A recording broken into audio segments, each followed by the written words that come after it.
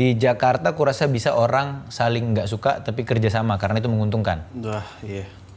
Hip hop itu adanya di konteks, bukan di format. Kebanyakan masih pemahaman hip hop itu format. Hip hop belum tentu gitu. Contoh misalnya dulu aku berharap musik jadi penghidupan. Sekarang aku berharap aku bisa punya penghidupan aja. Jadi aku bermusik nggak jadi patokan cari uang. Dikejar pun dia dikejar. Dikejar pun entah apa juga. Di episode ini saya ngobrol dengan Busboy. Busboy adalah figur yang cukup gue look up. Kami datang dari Medan dan biasanya sesama perantau pasti nge-share beberapa struggle yang mirip. Busboy menurut gue adalah figur yang sangat komplit ya. Dia berhasil sebagai rapper, begitu juga kegiatan di luar bermusiknya sebagai penyiar radio, sebagai creative director, sebagai talent. Gue rasa Busboy punya fondasi yang menarik untuk ditelusuri agar menjadi pembelajaran buat kita bareng-bareng. Ini tuh konten ngobrol pertama gue, yang gue sebagai kameramen, gue sebagai host, gue sebagai editor. Jadi mudah-mudahan teman-teman bisa tetap menikmati meskipun adanya keterbatasan teknis di konten ini. Gue yakin pelan-pelan semuanya akan menjadi sedikit lebih baik. Inilah konten ngobrol saya dengan Busboy. Selamat menyaksikan. Aku nggak usah nge-vape kali ya, soalnya mau dibuang ke TikTok kan. Kemungkinan besar ya? Iya. Oh, baru tahu aku. Nggak bisa di TikTok. Kau aktif main TikTok, Bos? Nggak, kurang. Kebanyakan konten TikTok aku mirror reels. Mirror Reels? Iya. Bukan yang diprioritaskan buat... TikTok. Iya, kayak aku kan dulu awalnya gitu soalnya. Kau prioritaskan di TikTok. Iya, awalnya karena waktu itu kasusnya Baskara yang dituduh satanis. Oh iya. Karena aku kan di situ sebagai videografer kan, Iya. kurasa kayaknya Perlu respon. aku respon lah ya gitu. Rupanya paginya rame. Kupikir berarti ada gap informasi dari audiens TikTok. baru sampai senimannya. Iya. Jadi awalnya di situ main peran sebagai media kan. Jembatan lah. Iya. Sekarang platform dominanmu? TikTok sih, karena dia kan 40k followersnya kan. Oke. 40k. Instagram tuh mau 30 lah. YouTube ini long form ini paling kecil 7k. Semua YouTube hari ini turun kok. Oh iya. Sedunia. Karena apa? Karena orang nggak nonton YouTube lah. Iya, konten panjang gitu ya. Nggak nonton long form lah. Yang masih stabil view YouTube-nya cuma K-pop. K-pop kok ngikutin? Ngikutin. Apa yang bisa kita pelajari dari situ, Bas? Banyak lah. Terlalu banyak ya? Banyak lah. Disiplin. Udah pasti nomor satu. Oh iya, disiplin tentara nomor tuh ya. satu, tentara. Iya. Kita nengok orang tuh kayak bencong-bencong, pandai megang bedil, bos. Ya kan? Iya. Iya benar. Kau lawan Jungkook, kurasa menang Jungkook. Iya, pukul-pukulan. Iya, biar kata baju kau sering ngapain tato-tato. Ini fair-fairan nih. Iya bang, bener. Iya kan? Kebayang kok? Iya. Jungkook muka walaupun mulus sekali gitu, pandai megang bedil, bos. Iya. Bisa dia merayap-merayap, kan? Pukul-pukulan anjing sama orang Korea ya kalah sih. Kalah kita, kalah. Fisik orang tuh lebih, paham? Tinggi masih lebih tinggi. Lebih tinggi mereka. Disiplin tuh K-pop sih. Dari mana kau pelajari nih? Awalnya New Jeans, terus cewek aku suka K-pop kan, terus jadi banyak nonton, ada reality show-nya dan lain-lain ya. Dari bangun tidur. Terus kemarin tuh sempat ada, jadi ada grup K-pop baru, namanya Cat's-Eye, bukan K-pop sih, dia girl group internasional. Kau tuh Geffen Record kan? Belum. Geffen Record tuh US, banyak lah band-band gede, Oke. legend-legend, senama-senama. Aku kurang tahu juga list talent pastinya, cuman kayak nama-nama Rolling Stones segala macem. Itu record label udah skala segitulah gitu. Buset. Collab sama record label Korea Hype. Tahu gua. Mereka bikin reality show namanya Dream Academy. Itu trainee 2 tahun. Ada 100 cewek. Terus dieliminasi kayak penghuni terakhir. Nanti yang 6 terakhir didebut jadi girl group. Anjir. Mereka trainee aja 2 tahun cuy. Iya. Dan untuk kau bisa ikut 100 untuk ikut 2 tahun tuh aja tuh harus sudah bisa ngedance, sudah bisa nyanyi. Disiplin. Dan rata-rata kan pesertanya global. Jadi dari segala negara. Jadi isi grupnya world peace lah, ada yang India, world peace lah ini udah. Ada yang kulit hitam tapi dari Swiss. Ada yang Koreanya juga, ada yang setengah Amerika, setengah Hawaii. Udah world peace lah nih. Banyak yang kaget waktu dikasih treatment training K-pop tuh segila itu drilling betulan tiap hari itu ya drilling lah. Iya. Kayak apa musisi Indonesia sanggup ngelakuin itu belum tentu. Belum tentu ya. Di sini nggak tahu ya, yang kulihat masih ngikutin mood, masih ngikutin Yalah. apa ya keterbatasan kayak karena ngantor jadi alasan Iya. gitu misalnya. Padahal mah kalau kau push bisa juga sebenarnya. Gitu. Cuman nggak bisa dipungkirin kalau K-pop salah satu faktor gedenya ya uang negara itu. Uang negara ya. Iyalah PBN itu. Oh gitu. Iya kan hitungannya kok kayak kalau aku ngelihatnya analogi aku sama kayak kau masuk IPDN, akademi kan? Stan gitu-gitu. Iya. Akademi kan? Anjir. Negara support kan gitu. Iya. Berarti hitungannya nggak langsung kau tuh ASN lah. Hmm. Di sana berarti jadi K-pop idol tuh jadi ASN lah kurang lebih. Aduh. Ya, infrastrukturnya stabil, solid, terjamin, kuat. Investasinya juga angkanya besar. Terus jadinya kan ngebuka peluang karir. Sebagai aspirasi masyarakat juga orang tua pun semangat, ayo lah nak jadi. Iya jelas jenjang. Jelas karirmu, jenjangnya ya, gitu. Di support negara. Wajar-wajar aja. Iya, iya. Di mata kawan-kawan keren. Keren ya, di mata masyarakat pun. Keren. Posisi yang diinginkan lah jadinya, jadi aspirasi gitu. Ya wajar jadinya bisa tercipta kayak gitu. Kalau di sini kan masih ya banyak lah ABCDE gitu. Iya. Gila K-pop cu, gila. Iya. Menurutmu sebagai referensi perlu nggak orang nonton itu? Sebagai referensi untuk praktisi lah ya. Kayak kau ini kan musisi. Ya praktisi lah ya. Iya, gitu.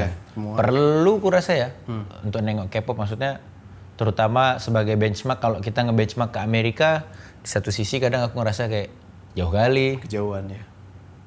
Merdekanya aja orang tuh udah tahun berapa, kita tahun berapa. Kalau Korea kan masih lebih dekat. Secara geografis lebih dekat, juga secara kultural juga lebih dalam tanda kutip dekat lah ya gitu. Tapi buktinya mereka bisa mencapai posisi mereka sekarang dalam kurun waktu yang nggak selama itu. Kalau nggak salah mereka tuh baru starting industrinya 2000-an kan. Iya. Terus bisa kita lihat dengan ramenya K-pop, ramenya K-drama, Hyundai pun rame penjualannya, Ioniq jadi Samsung pun rame, status sosial ya. status sosial. Maksudnya semua happy jadinya. Iya.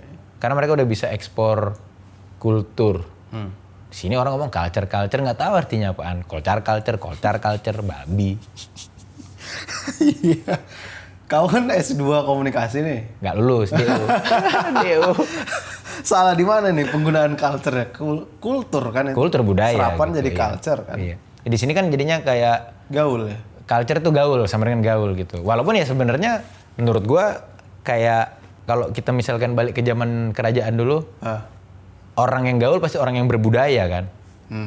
Nyampe ya. Nyampe kaum priai Iya, gitu. kaum priai. Kaum Iya, priai, iya. scholars gitu bahasanya ya. Cuman kalau sekarang kan kata gaul itu jadi cetek maknanya.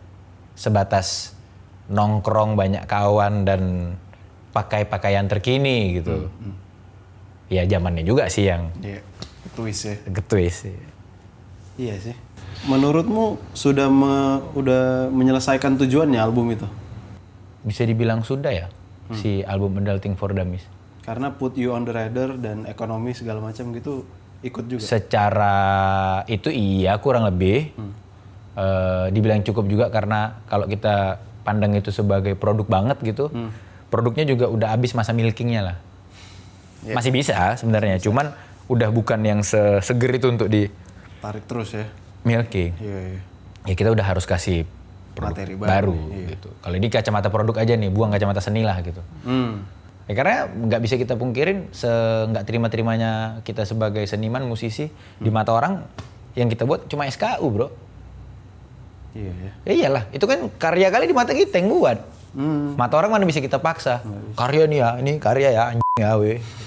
Pertama faktanya sebagai album rap dia bisa bertahan sampai 4 tahun. Mantap sih. Itu mengagetkan sih buat aku. Viral enggak? Iya. Viral nggak viral, Frank. Bismillah tapi di mana-mana. Tapi nggak viral. Kebayang nggak maksud aku? Bukan yang kayak Anthem. iya dia mungkin kalau kategorinya aku bilangnya nggak semenyebar itu, tapi menjangkit. Ya. Menyebar belum tentu menjangkit bro. Iya. Iya sampai sekarang nempel sih dia. Menjangkit dia. Akut, kronis ya. Yo. Pasien-pasiennya kronis dia. Iya. Iya. Bukan yang cuman batuk-batuk aja nih. Ini udah anosmia. Iya benar. Udah demam, bed rest nih, bed rest. Jadi cukup satu hal yang apa ya, kayak kaget, bersyukur kali aku ngeliat itu. Dan dampaknya gede ke aku personal, maksudnya ngebuka aku peluang untuk banyak peluang. hal lain. Iya. Dan apapun itu gitu, berangkat dari si musik album Adulting for Dummies tadi. Kalau perspektif sih ya, Adulting for Dummies lebih bisa dibilang mungkin kacamatanya masih naif, polos ya, orang baru pindah ke kota lah. Iya. Sedikit peralatan perangnya masih Iya, kaget-kaget. iya. Iya. Tapi itu yang perlu di capture ya. Perlu saat itu, rasanya perlu di capture saat itu untuk jadi kapsul waktu. Aku pribadi sih sebenarnya gitu, tapi ternyata resonate dengan banyak orang yang ngerasa kayaknya ini juga perlu dikapsul waktukan gitu. Itu menarik banget sih. Apa sih yang paling risih untuk kau respon, Bas? Kan ada banyak. Itu kalau yang risihnya saat ini bisa dibilang lebih ke genuinity, bukan itu juga bahasa. Apa ya? Otentik, originalitas. Authenticity, ya, originalitas. Yang sekarang jadinya banyak tanda tanya. Baik kali. buat aku diri sendiri, baik buat ke eksternal gitu. Yang kayak originalitas diriku pun sering banyak aku pertanyakan gitu. Originalitas input yang ku terima, yaitu berarti eksternal, juga banyak ku tanyakan gitu. Banyak kali ku rasa, ini nggak ngomong satu pihak, ini juga berlaku buat aku gitu. Banyak kali ku rasa sekarang kekosongan yang dipoles-poles. Cover aja semua gitu. Sebetulnya nggak ada urgensinya untuk itu diomongin, nggak ada urgensinya untuk itu dijadikan agenda. Selain cover, karena cover menarik mata, dan cenderungnya ujung-ujungnya kalau menarik mata berarti menarik probabilitas orang untuk menjadi customer, konversi cash lah, transaksi lagi ujung-ujungnya gitu. Berapa banyak sekarang kegiatan yang ngutip duit yang sebetulnya ngapain sih? Mulai dari kegiatan musik, kegiatan sport, kegiatan apa yang esensinya tuh apa sih sebenarnya gitu. Itu lumayan jadi suka terawangan sendiri gitu, kayak pai lah nih gitu. Pala pedal ini. Iya misalnya. Misalnya. Kayak maksudnya aku juga nggak, kadang suka kalau manggung atau ke acara yang wild kali gitu, aku nilai hip hop nih. Apa lah hip hop nih. Kebayang nggak maksudnya? Iya. Turun panggung tuh aneh-aneh tuh biasanya, kegiatan tuh. Apa nih? Mungkin karena aku juga pakai kacamata perantau yang dulu nih semua nggak ada. Iya. Dulu nih semua tuh tontonan di TV. Gitu. Bayangan-bayangan aja. Iya, jadinya sekarang waktu itu kejadian tuh suka kayak apa? Lucu-lucu rasanya. Iya, gitu. iya. Itu hal-hal yang kayak gitu. Terus genuinity, terutama di authenticity dalam relationship juga di kota besar kayak gini kan. Iya. Nyari kawan susah kali kayaknya. Susah gitu, dan kayak hampir semua orang kurasa udah cukup dibilang berdamai dibilang enggak, tapi berdamai sama situasinya. Sama-sama tahu gitu ya. Iya, TST gitu. Di satu sisi bagus, nggak tahu ya gitu. Di satu sisi dibilang nggak bagus juga. Maksudnya gini, di Jakarta kurasa bisa orang saling nggak suka tapi kerjasama karena itu menguntungkan. Wah, iya. Di satu sisi itu fakta, tapi di sisi yang lain itu produktif bro. Karena di Medan kalau kita nggak suka, udah nggak ada itu apa-apa, nggak produktif. Iya. Nggak jadi itu. Nggak produktif, bahkan bisa jadi destruktif. Nggak ada. Dibilang bagus juga rupanya di Medan, nggak juga gitu. Iya. Tapi dia stay true. Tapi dia stay true pun nggak bagus juga gitu. Kalau di Jakarta dia stay true. Iya kan? Cuek aja asalkan ada angkanya masuk, ada benefit yang kita rasa saling bisa oke. Mutualisme gitu. ya. Walaupun mungkin kita nggak suka atau kita nggak cocokan, masih bisa ditoleransi. Jadi ya mempertanyakan hal-hal. Jadi mungkin kalau aku bilang di IP ini perasaannya atau pandangannya lebih banyak abu-abu. Ragu gitu ya. Iya. Kau yang ngelihatnya ya. Hitam atau putih. Iya. Kalau dulu tuh lebih hitam-hitam, Iya. putih-putih, Iya. naif gitu. Muda ya. Iya, naif gitu. Hitam-hitam, putih-putih. Iya. Sekarang tuh ini hitam apa putih ini? Iya, kau ngambil waktu mikir-mikir itu ya? Iya, itu tuh yang sekarang suka jadi lebih dilematis mungkin bahasanya ya. Dan rasa capek akan dilematisnya, rasa takut, tapi rasa penasaran dan excitednya Ada juga. ada juga di antara dilema keabu-abuan itu. Buset. Itulah yang coba ku gambarkan di Di IP ini ya. di EP ini atau di karyaku lah gitu. Kau kan kemarin sempat ngerilis sama The Adams. Yes. Ada juga, sebelum itu ada juga sama si cewek itu. Andin juga, sama cewek hijab itu juga. Salma. Salma. Apa ya landasannya manuver itu kau lakukan? Jadi sebetulnya album kedua yang di cancel itu temanya itu memang radio. Judul albumnya tuh 80.1 FM. Oh makanya ada tuh di Adams ya? Iya. Iya. 80.1 FM. Nama albumnya rencananya waktu itu. Single-singlenya yang termasuk di dalamnya tuh ada New Cartier. Terus ada si The Adams, itu aku, Pesona featuring Andin. Terus ada yang Salma tuh enggak, itu lagunya Salma. Oh itu lagunya dia. Bukan lagunya aku, iya. Yang masuk lagi ke album banyak yang bilang. Banyak yang bilang. Itu aja 4 lagu itu udah belang-belang semua tuh. Menangislah. Ada lagu balad satu. Iya. Udah belang-belang. Emang tujuannya kemarin itu pengen bikin 10 lagu yang semuanya beda. Oke. Tapi semua ini bisa jadi make sense karena ini hip hop. Ceritanya. Misi awal album itu tuh itu gitu. Iya. Aku tuh pengen ngebuktiin ke diri sendiri kalau memang hip hop tuh, teoriku tuh betul bahwasannya hip hop itu adanya di konteks. Bukan di format. Kebanyakan masih pemahaman hip hop itu format. Hip hop. Belum tentu gitu. Iya. Kalau hidupnya tiap hari malas-malasan, makan ciki, Iya. Depan TV santai. depan TV santai-santai, sama peti hip hop belum tentu. Menurut aku hip hop nggak kayak gitu. Hip hop you go out bro gitu, put in work gitu. Mungkin berangkat dari ceritanya dulu BD-BD di jalanan, cuman kan itu ditranslate jadi hustle lah gitu. Iya. Ada yang bikin kaos, ada yang bikin paling dibikin lah, intinya being produktif lah. Iya. Lakukan yang terbaik dengan modal yang kau punya lah gitu, to get a better life. Iya. Intinya hip hop kan Itulah. itu gitu. Terus being proud about it gitu, bangga banget kan gitu selalu dengan pencapaiannya yang mungkin tak seberapa gitu. Maksudnya kalau kita bilang rapper bacot banget, emasnya gini-gini, kalau dibandingin sama Jeff Bezos kan nggak ada tai-tainya gitu. Enggak. Cuman yang bikin mereka jadi rapper karena mereka bacot, makanya Jeff Bezos nggak asik gitu banyak loh. Karena dia nggak bacot ya. Dia nggak bacot, Dia diem aja. dia diem aja gitu. Dia memang lebih kaya gitu. Iya. Tapi dia nggak lebih asik. Iya.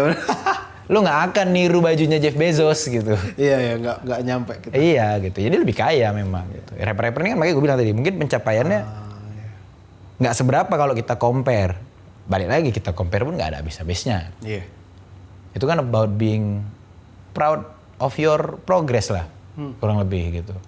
Jadi aku ngelihatnya kalau ini ku deliver topik-topik ini, tema-tema ini lewat medium lagu yang belang-belang tapi feelingnya masih tetap berasa sampai, berarti betul teori aku. Hip hop itu ada di konteks. Mungkin belum terlalu widespread aja. Iya.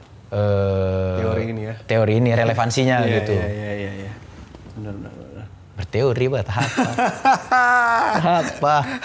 Apalah. Apalin lah hip hop nih Frankie. Nggak baik nih. Tapi kan kau udah ya kayak tadi gue bilang lah, kalau bahasa perantaunya you make it bro. Thank you man. You make it. Tinggal di pusat kota selatan gitu. Bayang lah gitu Bayang maksudnya lah. tapi ya jadinya banyak juga perspektif yang berubah. Kayak contoh misalnya dulu aku berharap musik jadi penghidupan. Sekarang aku berharap aku bisa punya penghidupan aja. Jadi aku bermusik nggak jadi patokan cari uang. Iya itu ya. Ya bisa dibilang itu mimpi, lumayan enak. Sorry kalau gue enak ya. Sorry gitu terus. Iya. Gue harus merasa bersalah gitu. Enggak juga kan gitu. bisa. Cuman maksudnya kebayang kan kayaknya enak banget ya gitu kalau bisa punya bisnis atau income revenue yang bisa bikin aku bermusik tuh bukan lagi mikirkan nanti ini laku nggak ya. Pengen aja gitu ya. Iya, Bikin aja. bikin aja gitu. Lagi nggak mau manggung nggak usah lah. Tolak lo panggungan ini. Gitu. Lagi mau main, telepon siapa yang bisa ditelepon. Iya. Mainlah aku tempatmu, bayarlah aku sini lah, 5 juta lah aku bayar. Aku lah yang bayar. Iya, dulu gitu ya. Ya dulu kan gitu kita bahkan kita willing. Kita yang bayar ya. Bayar penuh. Aku mau balik lagi gitu tapi udah nyantai gitu. Nggak lagi merasa aduh anjing lah aku harus bayar gitu. Memang out of willing gitu. Yang kayak dah sini aku main tempatmu. Aku lah yang bayar nggak apa-apa. Itu kayaknya mimpi yang utopis sekali gitu. Cuman berharapnya bisa lebih dekat lah. Mungkin tidak 100% kayak gitu. Tapi lebih dekat lah gitu. Diharapnya dari segala wirausaha yang dibangun jadi bisa punya kemerdekaan artistik yang lebih. Akhirnya kemerdekaan artistik tergantung kaya miskin sih. Akhirnya ya gitu. Sedihnya ya gitu. Ya kalau dibilang nggak juga gitu. Ya gue sih nggak bisa atau tidak mau dengan hidup yang seperti itu. Ada banyak yang harus gue tanggung. Baik tanggungan material maupun tanggungan lifestyle yang sebetulnya nggak penting. Nggak penting kan buat lu, penting buat gue kan. Ya ilah apaan sih emang gaya hidup doang gitu. Nggak penting kan buat lu. Gue yang tahu. Iya, kan penting buat gue gitu. Kalau nggak penting buat lu apa urusannya sama gue gitu. Atau buat gue ini tetap terasa penting. Sama kayak orang hobi sepeda gitu. Buat gue sih sepeda lu nggak penting. Mohon maaf gitu, lu kan juga hobi sepeda gitu. Karena gue nggak hobi gitu. Tapi buat lu penting banget. Penting banget dan perasaan lu ngerasa sepeda lu penting banget ya valid lah. Kenapa gue harus ngapain sih lu main sepeda lu? Sayang bego duit lu. Gitu. Ya sekali lu ya. Orang gue yang mampu ya. Iya. Mau lu maksain juga urusan lu, nggak ngerugiin gue toh gitu. Gue pikirnya gitu ya gitu. Jadi ya kayak semoga dengan bisa lebih stabil lagi secara angka, bisa lebih merdeka secara artistik ya. Artistik. Ini semua yang kau capai ini kan pasti butuh pondasi agama, orang tua dan disiplin. Semuanya itu kurasa kalau misalnya orang tua nggak di rumah kayaknya nggak dapet itu. Kayaknya nggak dapet di lingkungan kan gitu kan. Iya, betul. Yang pertama mungkin aku pasti bilang orang tua pondasinya. Orang tua nomor satu lah.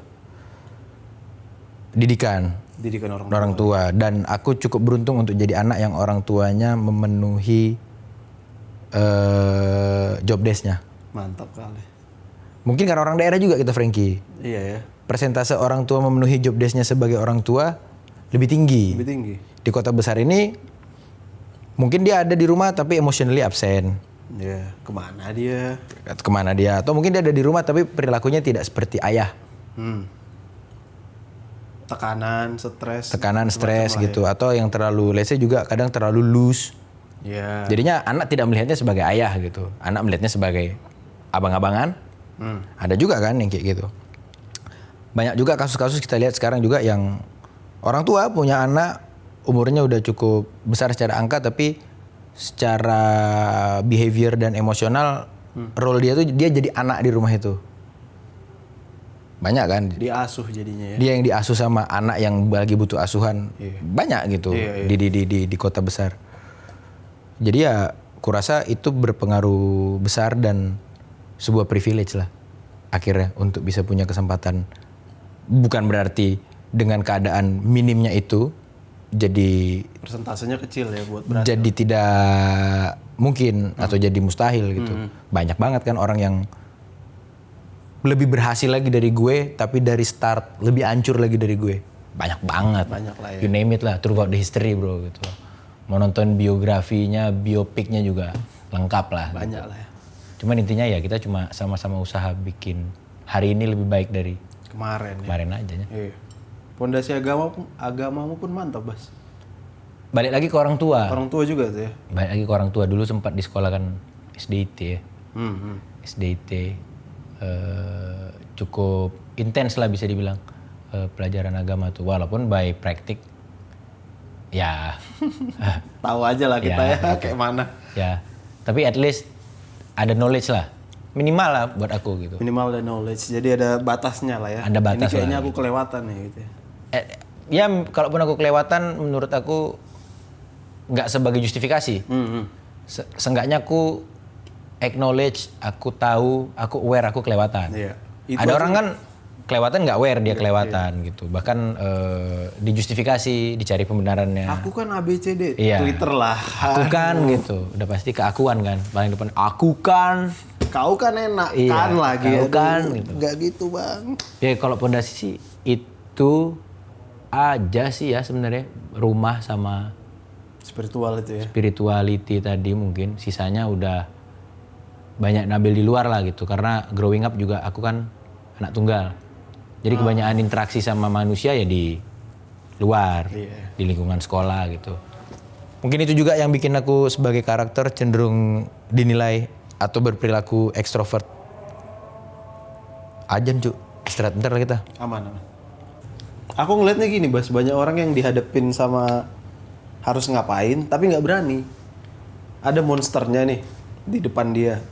Cuman nggak berani cari distraksi aja lah. Cenderungnya kan jadi gitu. Kau ngeliat pola yang sama nggak? Setiap orang kurasa pasti ya, aku pun sendiri juga gitu. Dan cenderungnya distraksinya nanti lama-lama jadi adiksi. Jadi terus-terusan. Jadi adiksi. Iya. Ayo kesana lagi. Iya, jadi adiksi. Cenderungnya gitu. Adiksinya apapun ya. Mulai dari gigit kuku, Iya. mulai dari copot-copotin rambut, sampai sabu-sabu. Beragam lah tuh, masing-masing lah orang dengan racunnya masing-masing gitu kan. Masing-masing. Cuman intinya tetap sama, kabur dan distraksi. Intinya kan tetap sama. Nggak tahu ya, aku coba kayak mana ya, bingung juga menjawabnya. Nggak dihadapin dia makin gede. Iya, jadi makin besar. Tapi biasanya kalau dihadapin rewards-nya pun menarik kali kan. Kadang dia rewards-nya menarik. Kadang dia rewards-nya kau pikir nggak menarik. Kadang ada misalnya kalau habis nyelesain quest nih kan, nyelesain masalah kau nih, aduh nggak rewarding bah rupanya. Tapi nanti 2 tahun lagi baru kau lihat, oh ternyata yang kemarin tuh Harusnya memang kayak gitu. emang kayak gitu dia ya. Iya, bisa. Kadang gitu dia kan. Iya.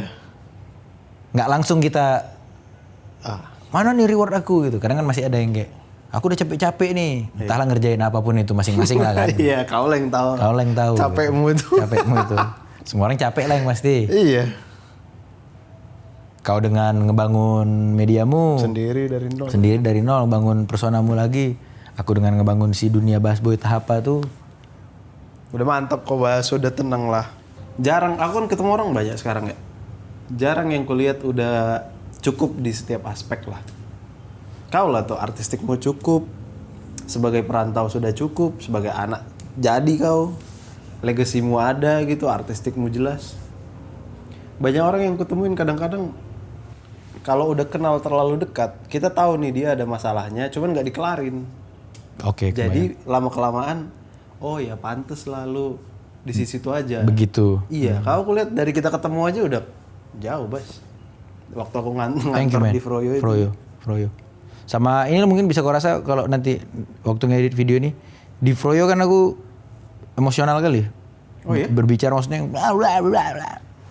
Nggak yang Oh iya. Dari buka pintu tadi udah. kalau dulu kan bla bla bla bla bla. Iya kan? Iya. Bising kali. Iya, dari tadi kau bikin kopi aja. Beda kawan-kawan udah tenang kali sekarang gitu. Pengen lebih tenang lah. Pengen coba bisa lebih ambil waktu untuk dilihat baik-baik. Slow ya. Ya, walaupun kadang jadi takutnya jadi kurang reaktif. Kesantaian ya. Iya, kurang reaktif gitu. Jadi kadang kok ketinggalan momen, Iya ketinggalan momentum. Karena kok terlalu step back. Coba ngebalance itu semua lah sekarang mungkin. Iya sih. Dikejar pun ya dikejar. Dikejar pun entah apa juga. Tapi nggak bisa berhenti ngejar. Padahal nggak tahu. Kok udah nggak tahu lagi mau ngejar apa gitu. Tapi kok nggak bisa berhenti aja gitu. Maksudnya ya bingung aku kalau ditanya secara yang bisa diukur lah mungkin kita bisa bilang. Artistik kan nggak bisa diukur. Iya. Karir gitu. Dari sini ke depan cuman variasi brand kan. Iya. Yang kau dapat hari ini brand A, besok brand B, hari ini brand B, besok brand C, brand D, benda-benda juga lagi. Yang feel-nya pasti nggak akan beda-beda amat gitu. Iya. Walaupun aku belum pernah juga ngerasain gitu loh. mungkin Timothy Ronald lebih tahu rasanya gitu. Secara material untuk ngelewatin milestone itu juga lebih banyak yang dilewatin gitu. Cuman kayaknya aku bisa rasain mungkin perasaan puasnya Timothy Ronald punya Ferrari sekarang sama dia mungkin dulu punya Mercy Pertama gitu. pertama cukup, malah mungkin bisa lebih gede rasa puas waktu dia pertama punya Mercy tadi daripada Ferrari yang mungkin secara value ekonomi gedean si Ferrari. Balik lagi nggak tahu, mungkin Bang Timothy Ronald Bisa jawab lah di bisa komen. jawab. Karena aku juga kepo dia secara emosional menyikapi kepesatan progresnya kayak apaan. Dia jarang bahas emosionalnya kan. Iya, dia tetap Pragmatis. Iya. Bahasanya selalu pragmatis kan. Strategi, Iya. angka. Cuman secara emosional gimana gitu. nggak tahu kita kayak mana Kita dalamnya. nggak tahu kayak mana di dalamnya. Mungkin dia tiap hari ketawa, bisa jadi. Mungkin dia tiap hari merana, Bisa jadi. bisa jadi. Iya. Kalau memang di atas itu enak kali, ngapain banyak rockstar bundir. Kalau di tengah kurang apa, ganteng, Ada aja ya. sukses, terkenal, bundir. Ya kalau kata bercanda-bercandanya, orang kok udah kaya kali banyak plot twist hidupnya katanya. Oh gitu. Iya, karena udah mulai yang dicari katanya ya, yang udah abstrak wujudnya. Buset. Kalau kau nggak ada uang kan simple, yang mau kau cari cuman Ada duit iya. uang gitu. Tapi kalau kau udah ada uang kan yang kau cari udah yang Udah aneh-aneh tuh, udah udah value, aneh, prinsip. value ini, itu intangible lah, Iya, iya. spiritual ini itu. Makanya jadi suka ada plot twist lah. Karena kau udah bisa nge-reach semua yang perlu di-reach secara materi kan. Iya.